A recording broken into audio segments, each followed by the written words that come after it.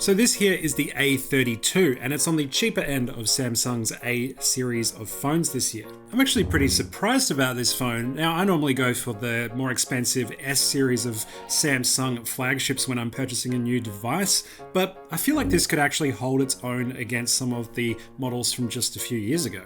Still, the compromises Samsung have made in building this phone do become quite apparent when you actually start using the thing, especially if you start comparing it with the more expensive A series of phones that have come out this year. So, I guess the question is it actually worth purchasing? Let's have a closer look.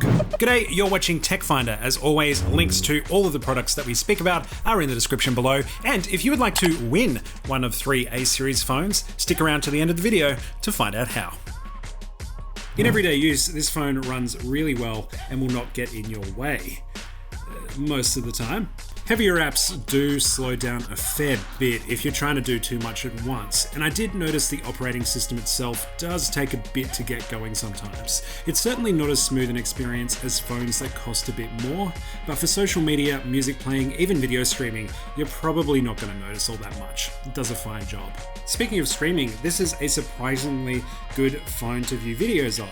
The screen might even be just my favorite thing about the whole device because, well, it's pretty much what you find in more expensive Samsung phones as well. It's bright, has a high resolution of 1080 by 2400 pixels, and even has 90Hz motion smoothing, which is pretty incredible for a phone of this price. Unfortunately, the same can't be said for the speaker. Unlike the 2 more expensive phones in the A series, the A32 is missing surround sound and only projects sound from this little speaker on the bottom of the phone.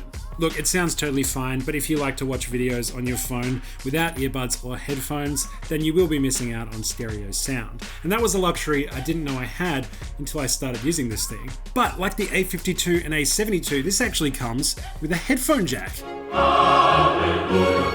So yeah, if you want to watch a video, maybe just chuck in an old pair of wired headphones if you've got them. You will be able to watch a lot of videos on this thing too, because this has a beast of a battery at 5,000 milliamp hours. I found it certainly lasts well over a day, and if you're not using it heavily, it can easily last 2 to 3 days, which is pretty dang nice. It does kind of have fast charging, but only at 15 watts. Most Samsung phones have 25 watts nowadays. I found it takes maybe an hour or so to get to 50% from 0, and a couple of hours to get to 100%, which is still not too bad at all.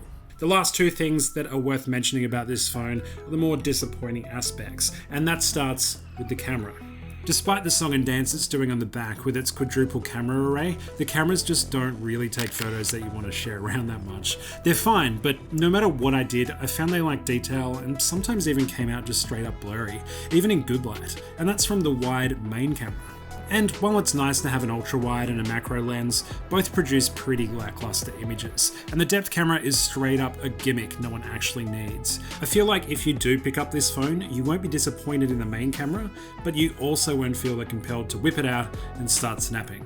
The second disappointment of this phone are just a couple of build quality choices. Now overall, I must say I love the design, and in fact the glossy plastic back, while a fingerprint magnet, does not have the same hollow feeling the more expensive A series phones have. This feels like a solid piece of hardware. Unfortunately, it's just not as protected as I'd like. It's not dust or waterproof at all, and it doesn't have Gorilla Glass on the front, so it's pretty susceptible to scratches and nicks.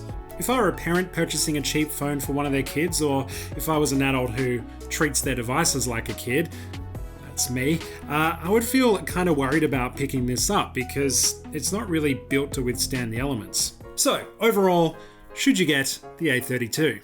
Look, if you want something that's $500 or less, then this is a pretty good choice because it does everything you need and kind of cuts out all the stuff that you don't. There is a but though. The A52 5G, which actually comes with plenty more features and a much better camera to boot, is available for only $100 more, and I think that's well worth the asking cost. Unless you really can't afford that extra $100, that kind of leaves this phone in a pretty awkward position. I'm doing a full comparison of all 3 of these phones soon, where I go into much more detail about which one is best for you. So please do subscribe to Tech Finder if you're interested in seeing that video. It's coming out very soon. And as always, please do hit like if we helped you in your purchasing decision in any way today. And remember, if you would like to win any of these 3 A series phones, I'm giving all 3 away to 3 lucky viewers. All you need to do is comment below with your favorite phone of all time. Tell me a nice little memory of your favorite phone. Mine's the iPhone 4. I really liked its shape and size, and I also just played a lot of Fruit Ninja on that thing.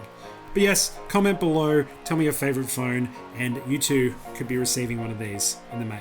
I'll of course tell you that you're receiving one because I'll need your address. Full terms and conditions below. Till then, I'll be enjoying the headphone jack on this thing, if you know what I mean. I don't actually know what I mean when I say that. See you next time.